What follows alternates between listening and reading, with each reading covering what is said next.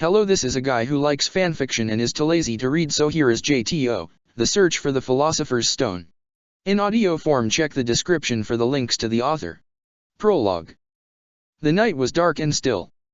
Suddenly, a flash of light appeared along with a slight breeze, disturbing the peaceful air. Out of the cloud of smoke stepped a tall boy dressed in a black, almost floor-length dress. He shook his head to get his pink hair out of his set eyes and stared up at the massive building in front of him. The school was huge, with circular windows all around and a big fountain off to the left. To any other person, it might have been a beautiful sight, but to the boy, it was frightening. He bit his lip and gripped his right arm, hoping the school didn't look as menacing in the sunlight as it did in the dark.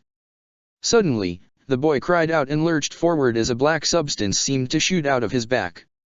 It quickly formed into a creature with a huge white X across its face and bulging, white eyes.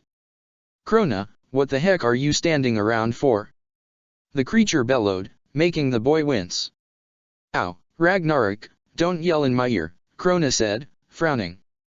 "This place is really big and scary, I don't know how to deal with it."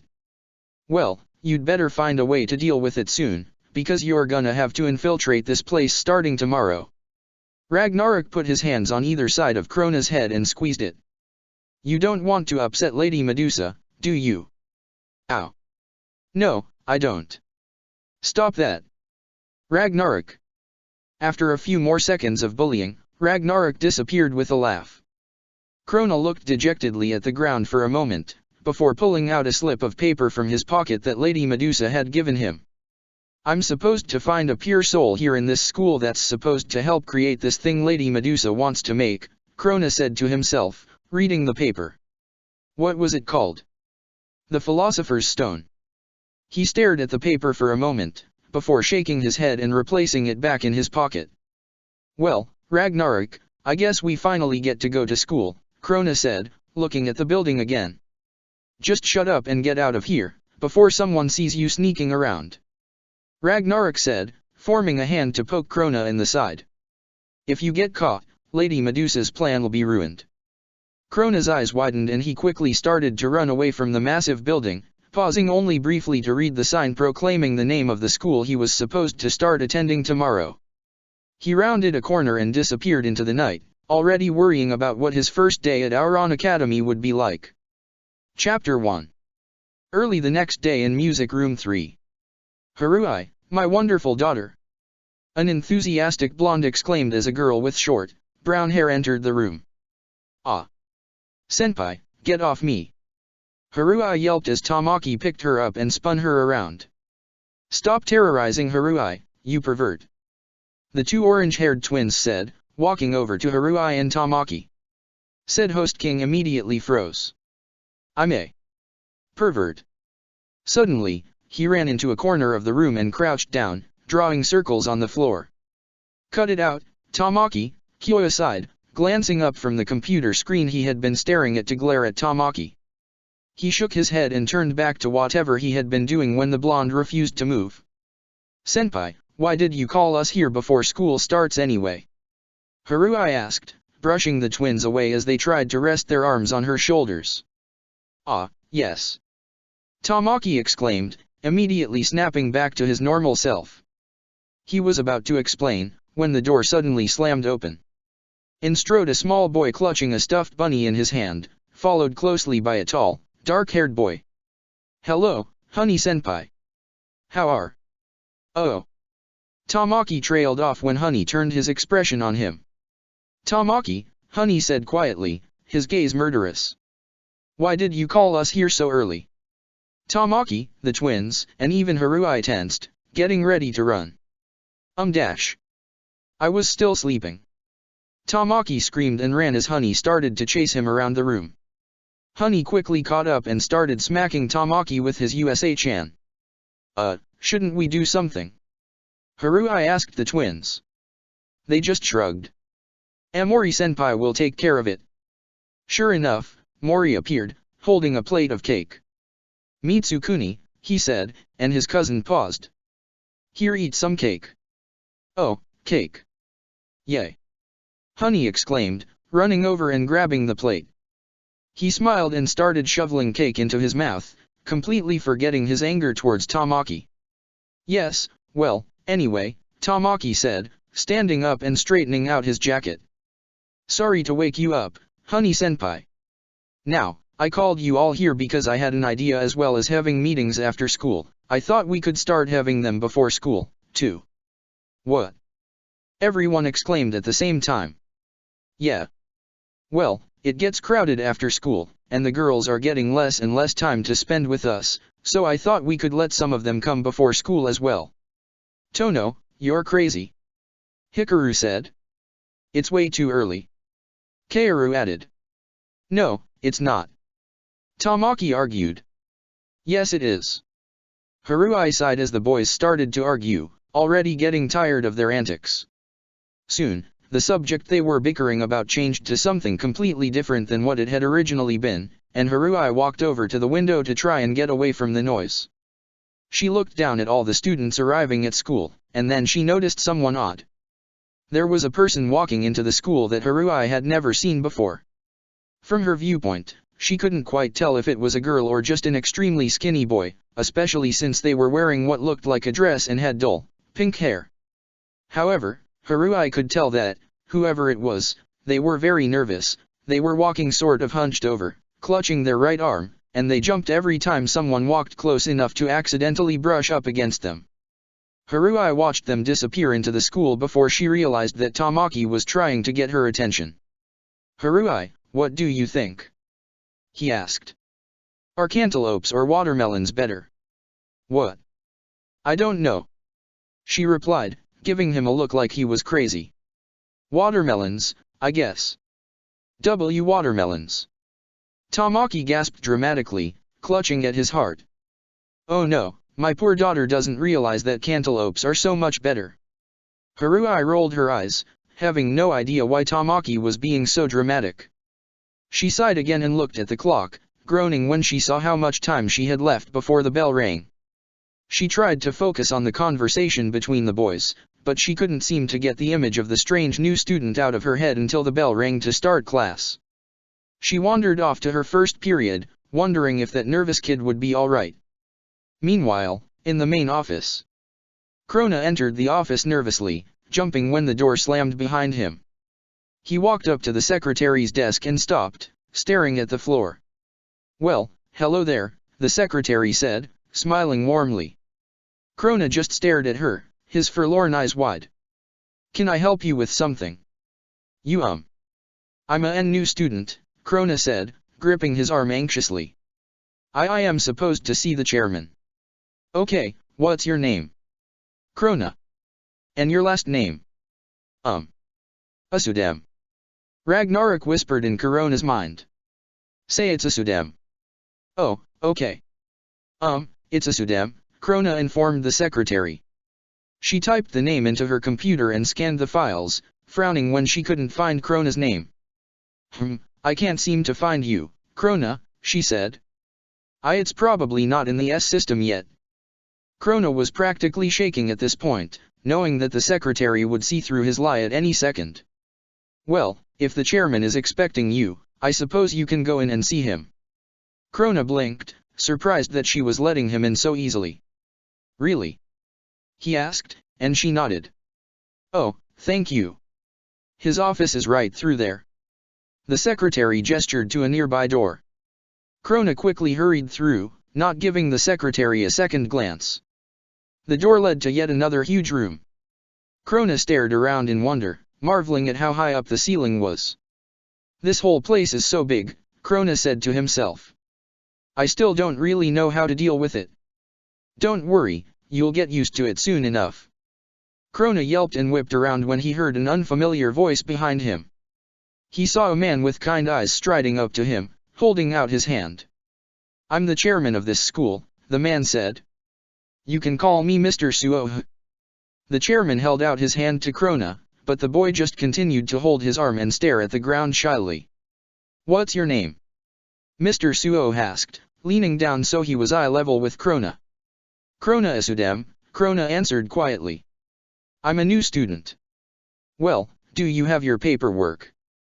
The chairman questioned.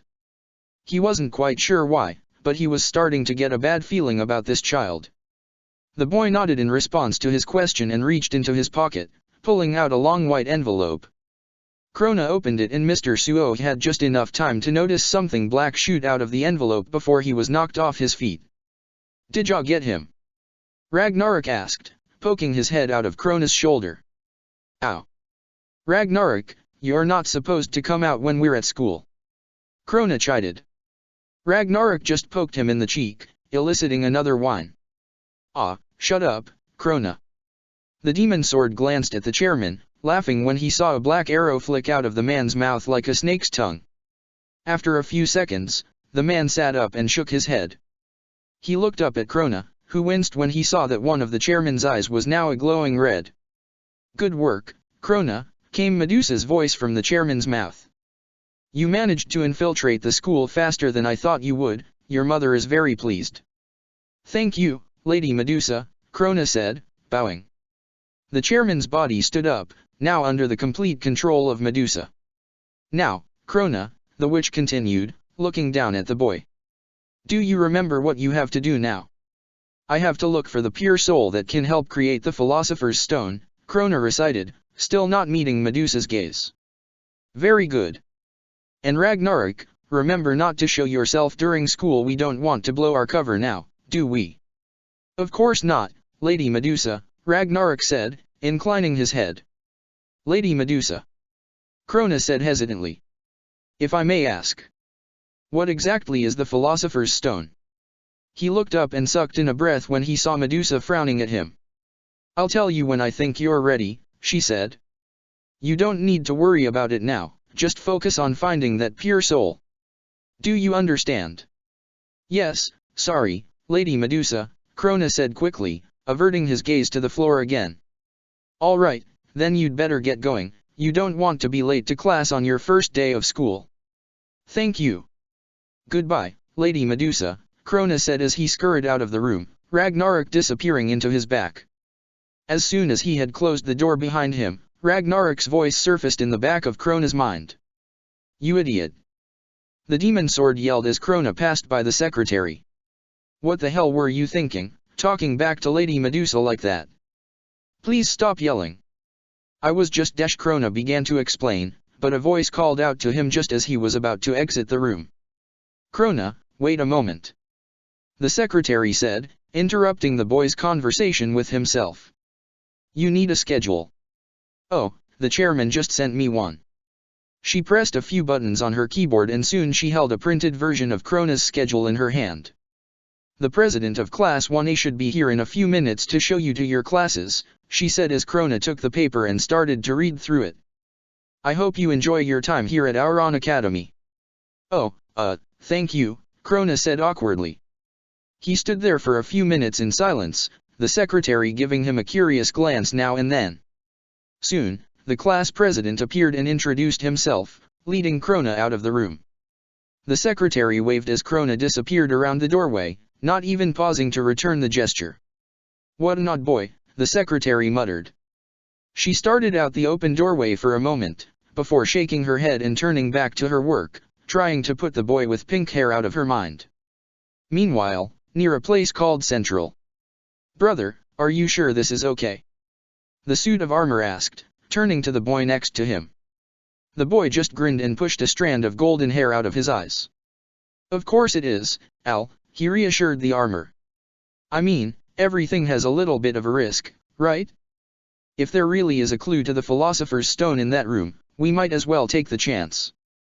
"Yeah, I guess so," Al said, getting an uneasy feeling as they both stared into the doorway in front of them. All they could see was blackness, and Al took a subconscious step closer to his brother. Ed grinned at him again and gestured to the darkness. "Well, should we get going?" he asked. Al tried his best to nod. "Yeah, let's go." "All right. Clue to the Philosopher's Stone, here we come." And with that they entered the doorway, unaware that where it led was quickly becoming very risky indeed. Chapter 2. After school that day, Krona made sure that no one was in the bathroom before locking the door. He walked over to the huge mirror hanging over the sinks and sighed, staring at his reflection. "Oh, this is so ugly." He cried out in pain as Ragnarok exploded out of his back. Well, Krona, I have to admit I'm a little impressed, the demon sword said, leaning on Krona's head. You actually managed to make it through today without revealing everything. Ow. Stop that. Krona whined as Ragnarok pulled on his cheek. I almost told during third period because this school is so big and scary and I still don't know how to deal with it. But then I remembered that Lady Medusa would be mad at me if I told anyone about her plans. You're lucky you didn't lose it, or we'd both be in trouble. Ragnarok said, now settling for squeezing Krona's head. Ow, don't do that. If you squeeze my head too hard it'll get squished, and I don't know how to deal with that. Haha. You're such a baby, Krona. Stop that. Ragnarok. They both froze when they heard the door handle jiggle as someone tried to come into the room. Krona, are you in there?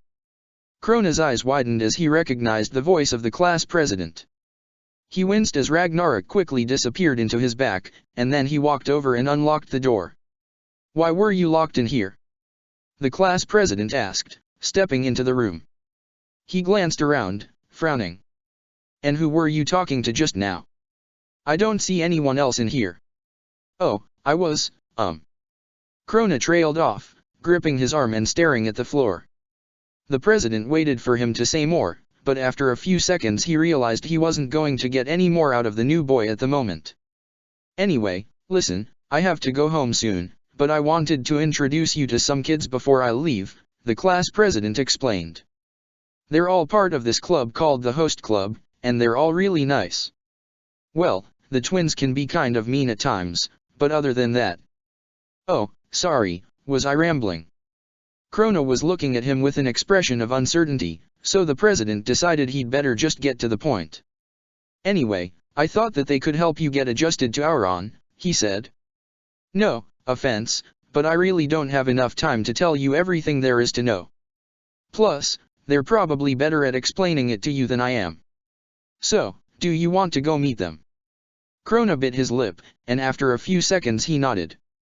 Okay. He said quietly. The class president smiled and gestured for Krona to follow him. They made their way over to Music Room 3 and paused outside the door. I'll introduce you, but then I really have to head off, okay? The class president asked. Krona nodded again, and the president opened the door. Krona was taken aback by the flurry of rose petals that floated out of the doorway. Once they had cleared away, he saw a group of 7 boys sitting on or standing around a couch placed exactly in the center of the room. Welcome to the Host Club. They chorused as the class president gently tugged an almost petrified Krona into the room. The 7 boys studied the new kid for a moment, before getting up to all crowd around him. Hello, there. Who are you? What are you? A boy or a girl? Twins, don't be rude. Do you like cake? Mitsukuni. All of these questions seemed to blend together in Krona's mind as he was overcome by all of the people trying to talk to him at once. He grabbed his head and cringed, ducking down to try and get away from all the noise. It was almost too much for him to handle at this point. Hey, guys, stop. One of the boys said, and all of the others instantly stopped talking. Krona glanced up and saw the one with brown hair and an almost girlish face glaring at the others. Can't you see he can't handle you all talking at once? Oh, you're right, Harui. A tall blonde said. He bowed to Krona apologetically. We're sorry to overwhelm you. There, it's okay, the one called Harui said, crouching down next to Krona. He flinched away as she tried to put a reassuring arm around his shoulders. She frowned in confusion when he slowly stood up, brushing away her efforts to try and comfort him. Guys, this is Krona Isudem, the class president finally spoke up, and Krona gripped his arm as all of the boys stared at him. He just transferred into Class 1A. He's very shy, as you can probably see, but I thought you all might be nice enough to sort of introduce him to Auron and help him get adjusted. Of course. The tall blonde exclaimed enthusiastically, and Krona glanced up to see him grinning warmly at him. He gestured to himself dramatically. My name is Tamaki Suo, President and King of the Auron High School Host Club. I'm pleased to meet you. He held out his hand, but Krona just gazed at it warily. After a moment, Tamaki's smile faltered and he slowly took his hand back. "Well," said the class president, inching towards the door. "I'll leave him to you guys then. Bye, Krona. Good luck." And with that he exited the room and ran down the hallway, happy to finally be free of the strangest kid he'd ever met. Meanwhile, Krona was now staring at each of the host club members in turn, wondering with a hint of fear what they were going to do now. Ahem, came two identical coughs to Krona's right. He looked and saw the two twins watching him, one of their arms hooked in the other's. They were completely identical, Krona noticed, the only difference was the way they parted their hair. "We're the Hitakian twins," they said in perfect unison, flashing identical smiles. "I'm Hikaru," said the one on the left, waving. "And I'm Kaoru," the one on the right said, waving as well. "Nice to meet you," they said at the same time again. Krona just stared at them dumbly. "You two are so similar," he muttered. "I almost don't know how to deal with it." "Krona-chan," said a high, cheerful voice, and Krona jumped as he felt something tug at his sleeve. He looked down and saw the smallest and most childlike boy there smiling up at him. "I'm Mitsukuni Hananozuka, but you can just call me Honey-senpai. And that's my cousin, Takashi Morinazuka, but he just goes by Mori-senpai." He gestured to a tall, menacing guy, who just grunted in acknowledgement, making Krona even more nervous about being there with all of them. Harui, noticing his terrified expression, decided to try and calm him again. "It's okay," she said, and he gazed at her, his forlorn eyes wide. "Mori-senpai's quiet, but really nice. I'm Harui Fujoka, by the way." She held out her hand to him. He seemed to debate shaking it, before shaking his head so quickly Harui wondered if it had been a twitch. "And I'm Kyoya Oatori," the last boy said, pushing up his glasses. He didn't bother to try and shake hands. "As we said before, welcome to the host club." They all waited for Krona to say something, but he still held his arm and refused to speak. Suddenly he let out a little gasp and stared up into space as Ragnarok's voice suddenly appeared in the back of his mind. "Say something, idiot," the demon sword hissed. "If you pretend to get friendly with them, maybe they can help you find some clues to finding that pure soul." "Yeah, okay," Krona agreed, and the twins raised their eyebrows at him, wondering why he was muttering to himself. He suddenly looked around at all of them again, his gaze finally settling on Tamaki. It's nice to meet you all." His voice was soft, but audible, and the hosts smiled as they were finally able to get a positive response out of him. "There's really nothing to be nervous about," Tamaki reassured him. "We're very admirable young men. If there's anything you want to know, just ask any of us." "Yeah, just watch out for Tamaki," one of the twins, which Krona presumed to be Hikaru, said, leaning over to whisper in his ear. "Sometimes he can be a bit of a drama king," Kaoru finished, also leaning over. "Hey!" Tamaki exclaimed. "Be quiet, you doppelgangers. I am not a drama king." The twins snorted derisively and the other members of the host club chuckled. Krona managed a small smile, and when Tamaki saw this he brought his hands together and grinned. "Well, Krona, is there anything you'd like to know?" he asked. Krona thought for a moment, and then he nodded.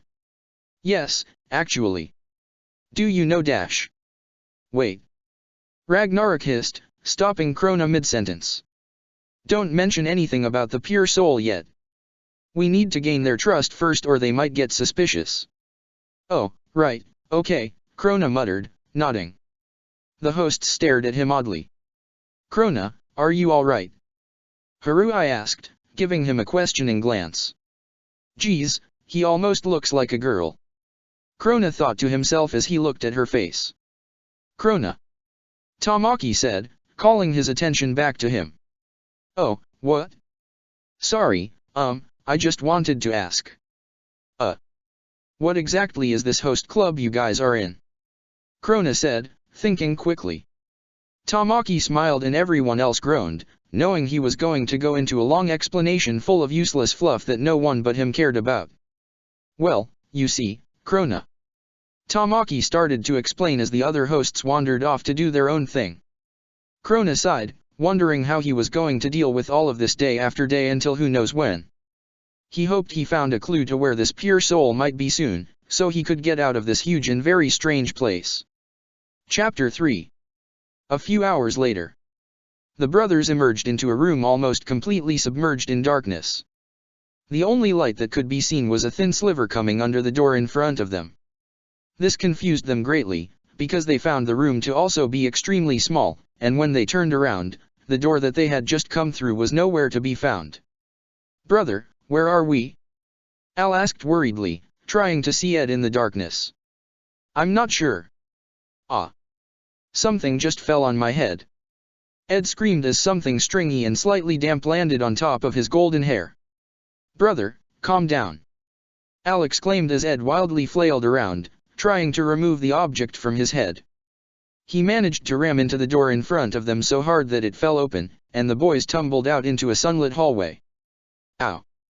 Al, get off me.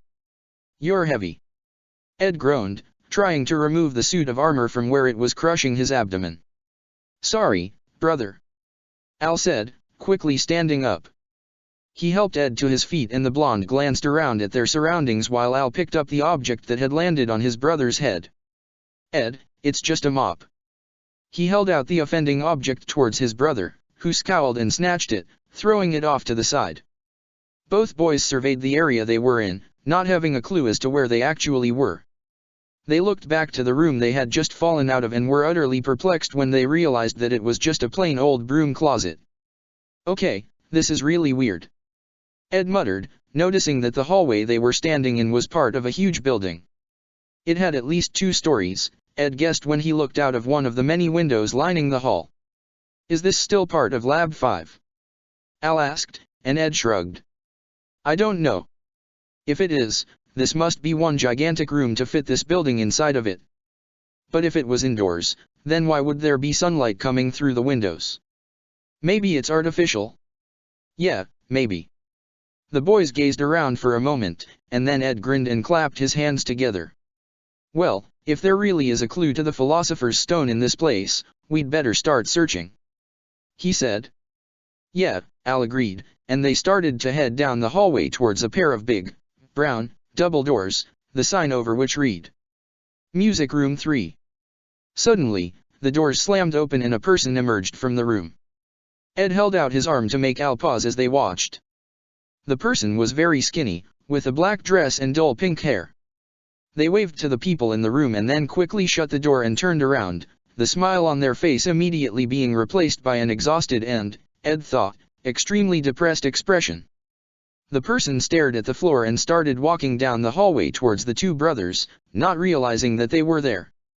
"Excuse me," Al said as the boy, he assumed the kid was, walked by. The boy jumped and let out a yelp, surprised. "Oh, sorry, I didn't mean to startle you." The boy just stared at Al with an almost curious fascination. "What are you?" he asked, looking into Al's glowing eyes. "Your soul wavelength is extremely strong dash." Suddenly, he seemed to be cut off mid-sentence by an invisible presence. He stared into space for a few seconds while the brothers shared a questioning glance. "Oh, okay," the boy said to himself. He looked at Al again, his eyes wide. I have to go." "Sorry." "Wait."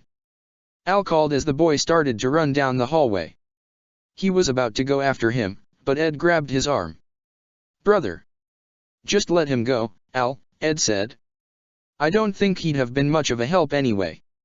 Let's just head to the room he came out of, maybe there's some people in there who can help us." "Right, let's go," Al agreed. They started down the hallway again, noticing how spotless and clean everything was. Ed had a feeling that this place was definitely not part of Lab 5 anymore. The brothers got to the doors and grasped them both at the same time. They pushed, and the doors swung inward to reveal a flurry of rose petals that surrounded them in a cloud of red for a few seconds. "What the hell was that?" Ed asked incredulously, brushing rose petals off of his cloak. He looked into the room and found himself staring into the gazes of 7 boys, all dressed in what appeared to be school uniforms. Ed and Al glanced at each other uncertainly, and then Ed shrugged and led the way into the room. "Hello, there," he said brightly, waving. The boys just stared at the 2 brothers.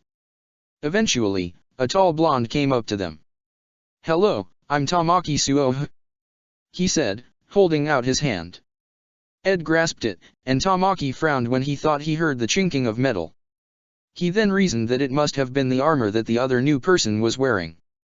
"I'm Edward Elric and this is my brother, Alphonse," Ed said, gesturing to the suit of armor. By now, the rest of the boys had converged around the pair, and they were all studying them curiously. "Are you new students?" a boy with black hair and glasses asked. "Students?" Al questioned, his voice sounding muffled by the armor. "Is this place a school?" "Yeah, our own academy," said a boy with bright, orange hair to Ed's right.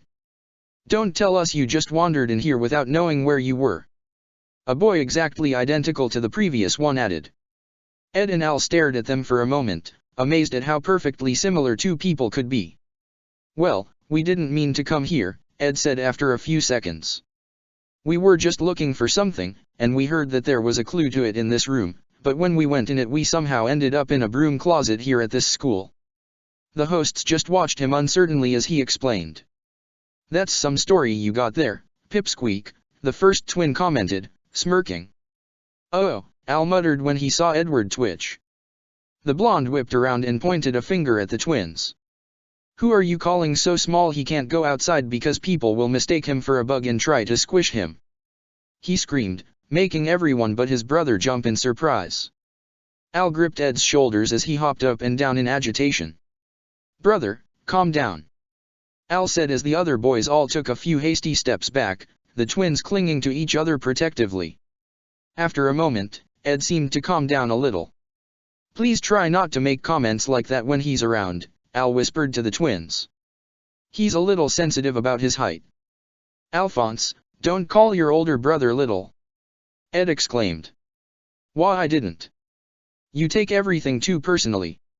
"Nuh-uh. Wait," the twins said, stopping their argument. They looked at Al with their eyebrows raised. "You mean your dash? The younger brother?" they asked. Yeah," Al said, embarrassed since he had once again been mistaken for the eldest brother. "I'm a year younger."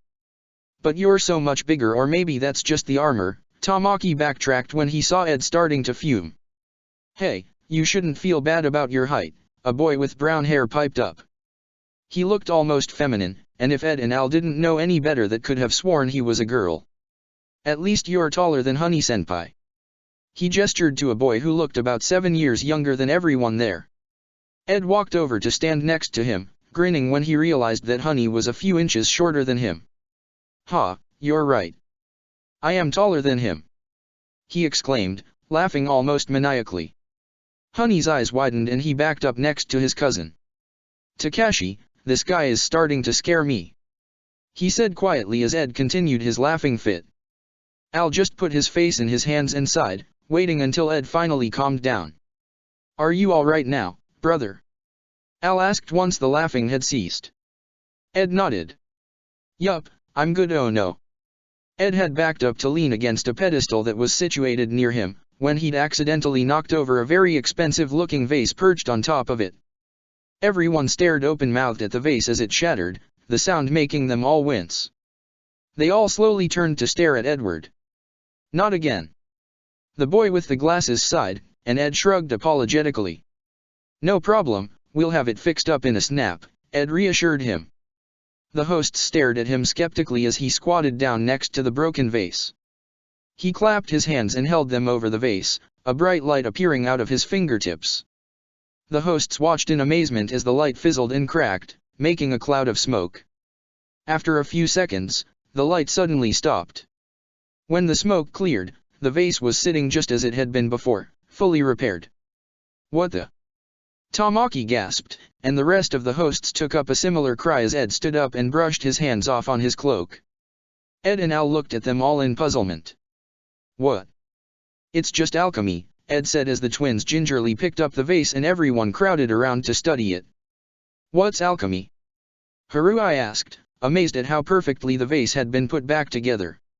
"It's the science of deconstructing and reconstructing matter," Al explained.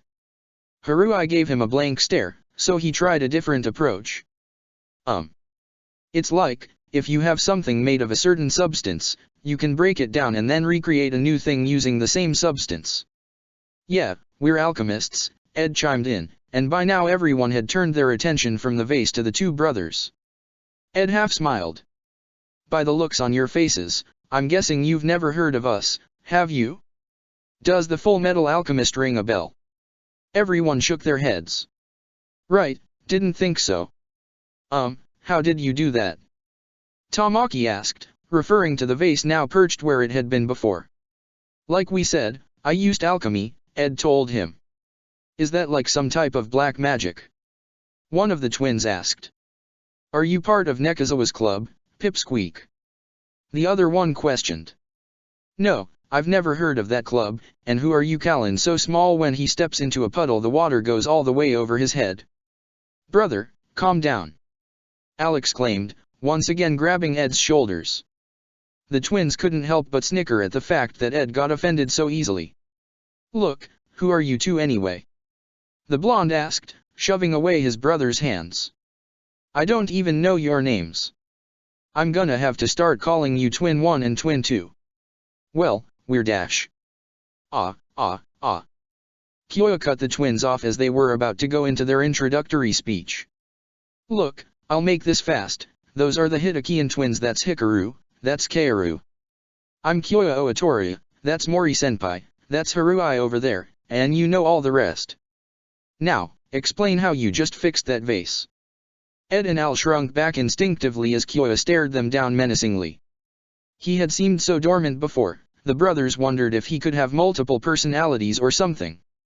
Now, Kyoya, calm yourself, Tamaki said, putting a hand on Kyoya's shoulder. I'm sure these boys don't mean any harm, am I right? Ed and Al nodded quickly, and Tamaki grinned. There, you see. You're going to take their word for it. Kyoya muttered, still eyeing the pair suspiciously. Listen, Al piped up. We'd love to explain all about alchemy and everything, but I think brother and I should be going, it's getting dark outside, and we need to go find a place to stay for the night. Everyone glanced out the window and was surprised to find that the sky was turning a beautiful shade of pink. They looked at the clock and realized that it was almost 5:30 in the evening. Wow, time sure flies. Tamaki commented. Oh no, I have to go home and start dinner or it won't be ready before Dad comes home. Haruai groaned. She smiled at Ed and Al apologetically. Sorry, but I really have to go. Nice meeting you. She rushed over to a hidden closet, grabbed her book bag, and dashed out the door. Wait, my darling daughter. Tamaki cried as Haruai disappeared from sight. You didn't say goodbye to Daddy. Daddy? Ed questioned as Tamaki ran to catch up with her. It's a long story, the twins said. Just don't even ask. Ed held up his hands to show he wasn't going to pry and let it go. Tamaki came back into the room, pouting. He ran as fast as he could when he saw me coming, he grumbled as he came up to the group. He then straightened up and smiled at Ed and El. Well now, you say you don't have a place to stay? He asked, and the brothers shook their heads. You can come stay with me, if you'd like. The Suo Mansion number 2 has lots of spare rooms. Tamaki, are you crazy? Kyoya hissed. He tugged Tamaki off to the side, out of earshot of the rest of the group. You just met these guys and you're inviting them to stay with you? Not to mention that weird thing they did with the vase. I've never heard of alchemy before. What if it's some weird occult thing? Yeah, Tama-chan, Honey piped up, having snuck up in their conversation. I mean, they seem nice and all, but can you really trust them after knowing them for such a short time? It'll be fine. Tamaki waved away their concerns. I just have this feeling about those two. Like, as if they were meant to meet us. I want to help them as best I can, especially if they're looking for something. Honey and Kyoya just stared at him. I knew it, Kyoya said, shaking his head. You're officially crazy. Fine, do whatever you want. He threw his hands in the air and walked over to rejoin the rest of the group. Tama-chan, just be careful, okay? Honey said, tugging on his sleeve. Tamaki just grinned and ruffled his hair. Of course, Honey senpai. He then went over to the other boys, Honey trailing along behind. Ed was once again having a fit, and Tamaki quickly deduced that it had been caused once again by the twins calling Ed small. Well, it's settled, Tamaki said once Ed had calmed down. You both can stay with me for the night. Oh, no, we don't want to be a burden, Al said quickly, but Tamaki waved his excuses away. Really, it's fine. No, we'll just go find a hotel. We've got money. Oh wait.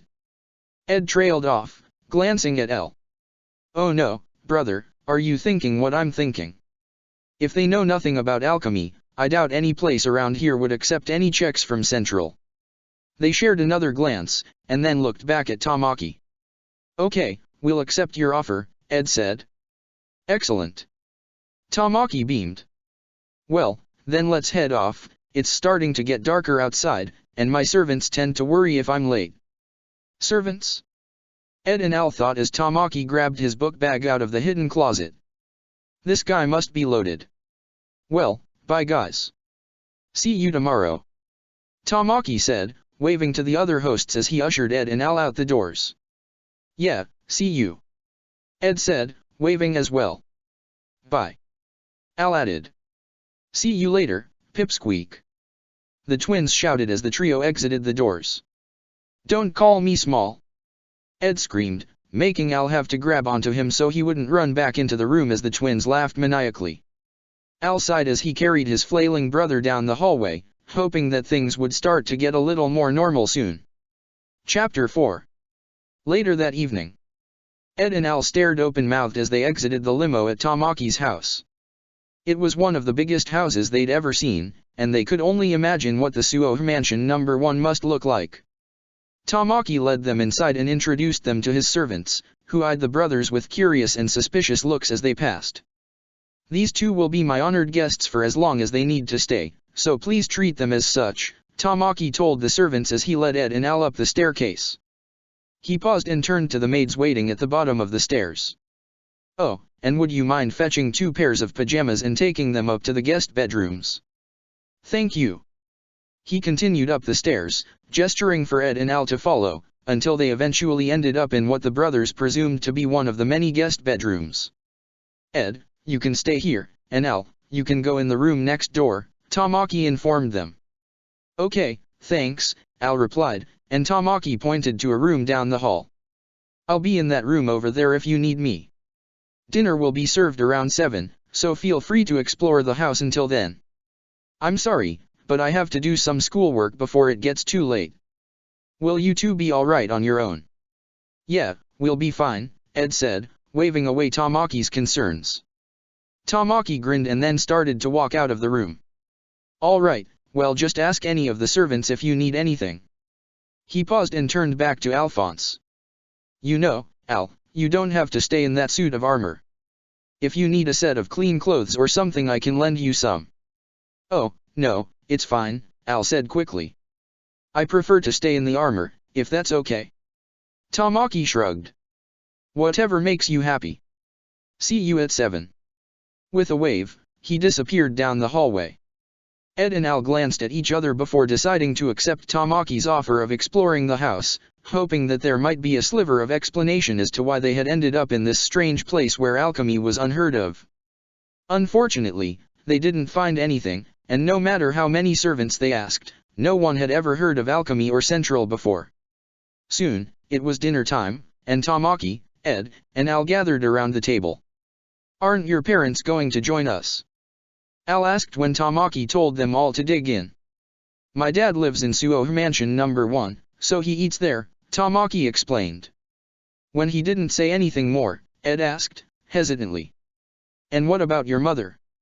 She's somewhere in France, I think. You think? Now, what was that thing you were talking about before? Alchemy, or something. Oh, you mean alchemy, Al corrected, guessing that Tamaki didn't really have the desire to discuss his family life. Like we said before, it's the science of deconstructing and reconstructing matter. That is, you can break something down and then recreate a new substance from the same materials. But they have to be equal, Ed said through a mouthful of food. His brother made a disapproving noise, so Ed swallowed before continuing. To obtain something of equal value must be lost. That's the law of equivalent exchange, and you can't surpass that. Why? Tamaki asked, frowning as he tried to absorb all of the information. That's just the way it works. Bad things happen if you try to cheat that law. Ed and Al both stared down somberly, and Tamaki wondered if they knew that fact from experience. But he sensed that they didn't want to discuss it, and so he settled for trying to change the topic to stop the depressing silence issuing from the two brothers. Al, aren't you hungry? You haven't touched your food. What? Oh, yeah, I just don't really have much of an appetite right now, Al said. It sounded to Tamaki like that wasn't really the reason he wasn't eating, but he decided not to push it. The brothers seemed like they didn't like being nagged for information. The rest of dinner passed fairly quickly, with the Elric brothers explaining more about alchemy. Tamaki still couldn't quite grasp all of the finer details, but he was able to understand the law of equivalent exchange and what the greatest taboo an alchemist could ever commit was human transmutation. They only explained what it meant briefly, but when Tamaki asked for more information they just shook their heads and changed the subject. Eventually, the boys left the table and wandered off into their respective rooms. Ed and Al were surprised to see a set of silk pajamas on their beds, blue ones for Ed, and purple ones for Al. Since Alphonse couldn't change into them and had nothing else to do, he went over to Ed's room and knocked on the door. "Brother, can I come in?" "Yeah, actually I think I might need your help," came Ed's muffled reply through the door. "With putting on pajamas?" Al questioned, opening the door. He found Ed in the process of trying to button the shirt, but he seemed to be having difficulties. "The fabric keeps catching in my automail," Ed explained, as Al went over to help him. "Brother, you need to be more careful," Al chided. "Look, you already ripped up the fabric." "It's not my fault." "Hey, are you guys alright in?" Tamaki trailed off as he came into the room. His mouth opened in confusion, and Ed and Al realized that he was staring at Ed's arm. More specifically, at Ed's automail arm. The brothers exchanged a glance, wondering how Tamaki was going to react. Is that real?" Tamaki asked, cautiously walking up to Ed. He raised his hand as if to touch his arm, but then he stopped. Yeah, Ed said. He sighed. He'd hoped he could hide the fact that he had 2 prosthetic limbs until tomorrow, when he and Al would be able to look for a way out of this strange place. Then no one would ever question what had happened, and no one would ever know what the brothers had tried to do all those years ago. But now that plan had been ruined. "What? I mean, how?" Tamaki questioned softly, looking into Ed's eyes. "How did it happen?" Ed was about to tell him that it had been a car accident that took away his arm, but something in Tamaki's expression made him stop before he could utter the lie. There was just something about Tamaki that made Ed feel like he should tell him the truth, and if he did, that Tamaki would understand. Ed took a deep breath. "I lost my arm. Because we tried to bring our mother back from the dead." "Brother!" Al exclaimed as Tamaki gasped. Before anyone could say anything else, Ed rushed on. "Well, actually, I lost my leg trying to bring my mother back. You lost your leg, too?" Tamaki cut in, and Ed nodded, lifting up the left leg of his pants, which were much too long for him, to reveal his automail foot. "Oh my god. Yeah, so anyway, I lost my leg, but Al lost his entire body," Ed continued, and Tamaki stared at Alphonse, shock plastered across his face. "I managed to tie his soul to the suit of armor, but it cost me my right arm. When Al woke up, he took me to our friend Winry's place, and she fixed me up with these automail limbs. She's a mechanic, so it was pretty easy for her." Ed paused, taking another deep breath. "And there you have it," he finished. "Now you know that we committed the ultimate taboo, and we paid the price for it." There was a strained silence after Ed's explanation as Tamaki digested their story. Ed and Al waited nervously for his reaction, wondering if he was going to throw them out or call them crazy fools or something that most people had done before. What they weren't prepared for, however, was the actual reaction they got. "Oh, you poor brothers." Tamaki sobbed, throwing his arms around Ed in a crushing hug. All you wanted to do was bring your dear mother back, and look at the horrible price you had to pay for it. Say trace and just. What? Ed said, trying to dislodge Tamaki from where he was sobbing into his shoulder. Oh, Edward, you must have suffered so much. Tamaki glanced at Al, and then he immediately released Ed to cling to the suit of armor. And Alphonse, I can't imagine what you must have gone through, losing your entire body. He said as Al tried to get away. You brother. Al said, looking at Ed questioningly, but Ed seemed just as shocked by Tamaki's response as he was. After a few moments, Tamaki let go of Al and stepped back, wiping his eyes off on his sleeve. Well now, that story may just explain something, as sad as it is, he said. That thing you said you were looking for earlier, can it be used to restore your original bodies? The brothers stared at Tamaki, open-mouthed. How did you know that? Ed exclaimed, and Tamaki's mouth rose up in a half-smile. Well, that's what I would do if I were in your position. The brothers just continued to gape at him. You don't think we're some horrible people who defied the laws of alchemy and needed to be punished? Al asked, and Tamaki shook his head. Of course not. You were only doing what you thought was right, so why should you be punished for it? Ed and Al had no response to this, shocked that a boy they just met not even a day ago could learn what they had done and yet fully support them for it. No one had ever done that before. Well, if what you're looking for can help restore your bodies, then I'm going to give every effort I can to help you find it, Tamaki said. Really? The brothers asked. Of course. Tamaki replied, grinning. After all, you're both Mess-Amos, are you not? Ed and Al looked at each other, a slow grin spreading across Ed's face, and he knew that inside his brother was smiling as well. Thank you, Tamaki, Ed said, and Tamaki just patted him on the shoulder. The brothers sighed and let out a chuckle of relief, happy to have found an ally in this strange new world. The next day at school. When Tamaki, Ed, and Al got to Auron, they immediately made their way to the chairman's office to talk to Tamaki's father about having the brothers stay at school and at Suo Mansion No. 2. Ed and Al had wanted to leave, but Tamaki had convinced them to stay, saying that if they specifically ended up at Auron when they got sent into this new world, then that was the most likely place they were going to find a clue on how to get home. Tamaki had then explained that the chairman was actually his father, and Tamaki might be able to convince him to let Ed and Al stay at Auron. So, that trio had set off that morning ready to get Ed and Al officially registered at the school. When they got to the chairman's office, the secretary immediately welcomed them in and told them to just go right ahead into Mr. Suoha's office. They did so, and found Tamaki's father sitting at his desk, looking something up on the computer. Dad, Tamaki said, startling the chairman. He jumped up and stared at the trio suspiciously for a second, before his gaze settled on Tamaki and he relaxed slightly. Tamaki? He asked, sounding as if he'd been expecting someone else. What are you doing here? And who are these two? These are some friends I met yesterday, and I was wondering if you might be able to let them stay at Auron for a while, if not permanently, then maybe as a trial period to see how they like it, Tamaki explained as his father walked over to them.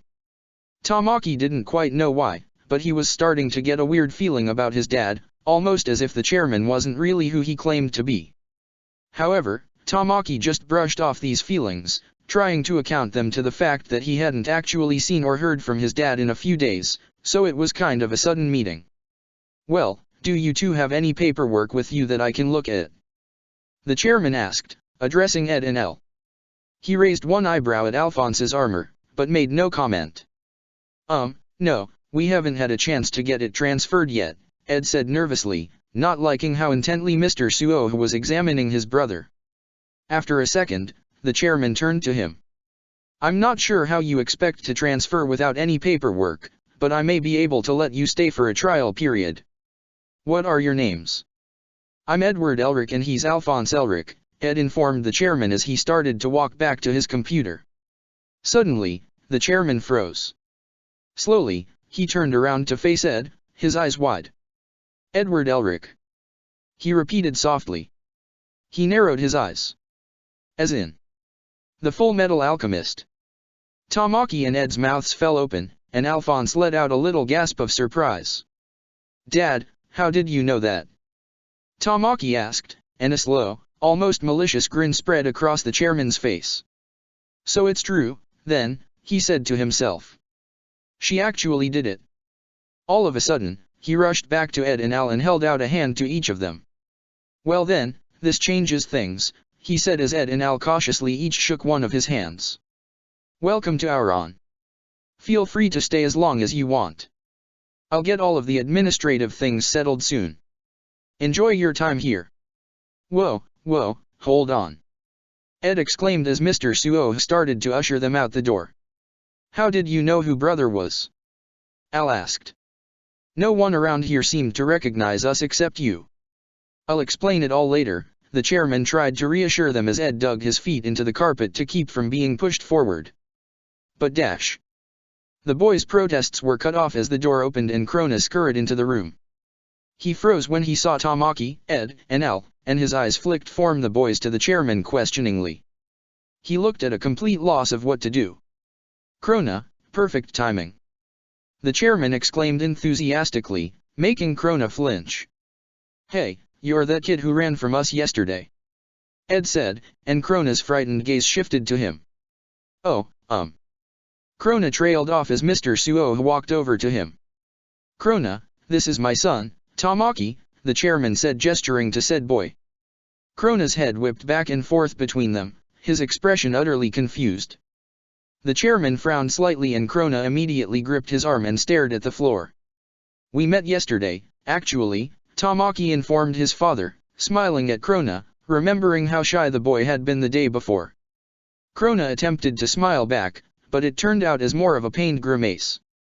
Oh, well that's good, the chairman said. He put his hand on Krona's shoulder, making the pink-haired boy wince. Well, these two are the Elric brothers, Edward and Alphonse. Nice to formally meet you, Al said, holding his hand out for Krona to shake.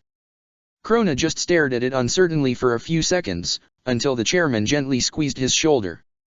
The pressure was light, but it was enough to make Krona grab Al's hand and shake it frantically. And nice to meet you, too, Krona said quickly, and Ed sensed that there was something really weird about this kid. These two are new here, just like you, so maybe you could get adjusted to Auron together. The chairman suggested, but by the look he was giving Krona Ed could tell it wasn't really a choice. Ed and Al got the impression that there was something going on between Krona and the chairman, but they had no clue what it could be that would make Krona so nervous around him. Dad, Ed, and Al are going to stay in my class, right? Tamaki asked, and his father nodded. Yes, they can tag along with you until I get their schedules sorted out. Speaking of classes, you all might want to hurry, or you'll be late.